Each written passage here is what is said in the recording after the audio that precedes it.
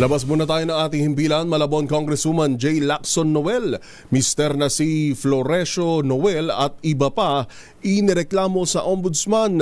Anong kaso yan? RH29 Boy Gonzales. Boy, good morning. Good morning, Yuel. Sinampa ng reklamo sa tanggapan ng Ombudsman na si Malabon na Congresswoman J. Lacson Noel, Mister na si Florencio Noel at iba pa. Sa reklamong inihahin ng isang Rogelio Gumba, sinabi niyang inutusan muna sila ni Noel ng pag-repack ng relief goods mula sa Department of Social Welfare and Development o DSWD para sa mga naapektuhan ng bagyong Karina. Ang mga nirepack na dinala nila sa headquarters ito sa Malabon.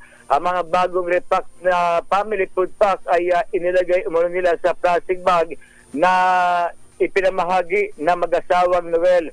Maliban man sa mga mag-asawang Noel, kasama rin sa reklamo ang isang kagawad ng barangay.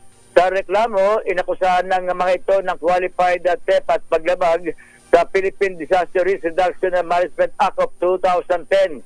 Una nang sinabi ni Social Welfare Secretary Rex Gatchalian na illegal ang pag-tamper at repacking ng family food pack.